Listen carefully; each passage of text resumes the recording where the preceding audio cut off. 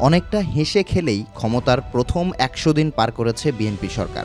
সামনে আছে আরও ১৭০০ দিন, যা ঘিরেই কঠিন চ্যালেঞ্জের মুখোমুখি প্রধানমন্ত্রী তারেক রহমান।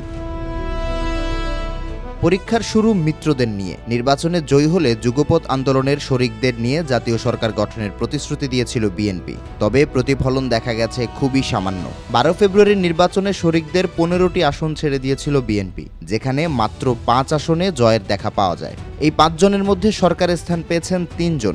ফলে বর্তমান সরকারকে জোট সরকারের বদলে বিএনপি সরকার হিসেবে অভিহিত করছেন শরিকদের একাংশ।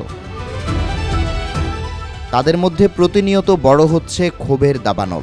শরিক দলের নেতাদের বরাতে দৈনিক প্রথম আলোর প্রতিবেদন বলছে, নির্বাচনে ভূমিধস জয় বিএনপিকে অতিরিক্ত আত্মবিশ্বাসের জায়গায় ঠেলে দিচ্ছে, যে কারণে দুঃসময়ের রাজনৈতিক মিত্রদের সঙ্গে বিএনপির কোনো যোগাযোগ সম্পর্ক পর্যন্ত নেই। এটি ভবিষ্যতে সরকারের জন্য বিপদ ডেকে আনতে পারে অভিমত তাদের। ক্ষমতার শুরুতে তুলনামূলক সমঝোতার পরিবেশ থাকলেও এখন বিরোধী রাজনৈতিক দলগুলোর মধ্যে অসন্তোষ বাড়ছে।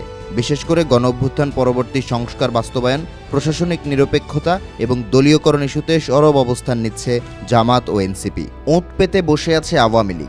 ফলে সামনের দিনগুলোয় রাজনীতির মাঠ উত্তপ্ত হবার শঙ্কা থেকেই যাচ্ছে। প্রধানমন্ত্রী তারেক রহমানের জন্য অন্যতম বড় চ্যালেঞ্জ তাদের অর্থনীতিকে পুনরুদ্ধার করা।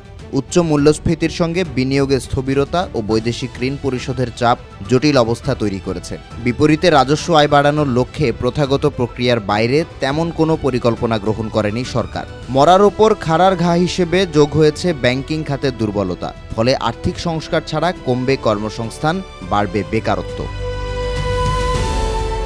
বিএনপি সরকারের আগামী ৫৬ মাস কেমন যাবে অনেকাংশেই তা নির্ভর করবে পররাষ্ট্রনীতির ওপর। পরাশক্তিদের মধ্যে ভারসাম্য রক্ষার পাশাপাশি সমাধান করতে হবে সীমান্ত বিরোধ। সাম্প্রতিক সময়ে পুশ-ইন ও পুশ-ব্যাকের কারণে বাংলাদেশ ভারত সম্পর্ক আবারও অবনতির মুখে। সাবেক রাষ্ট্রদূত এম হুমায়ুন কবিরের মতে, কূটনৈতিক সম্পর্ক মানেই হচ্ছে নিজের ভালোটা আদায় করা, আর সেটি করতে হলে অবশ্যই অর্থনীতিকে চাঙ্গা করতে হবে। সরকার ইতোমধ্যে কূটনীতিতে কিছু সমস্যা চিহ্নিত করে কাজ করছে। একই সঙ্গে ভারত, চীন এবং পশ্চিমাদের সঙ্গে ভারসাম্য রক্ষার চেষ্টা চালাচ্ছে বলে মন্তব্য করেন তিনি।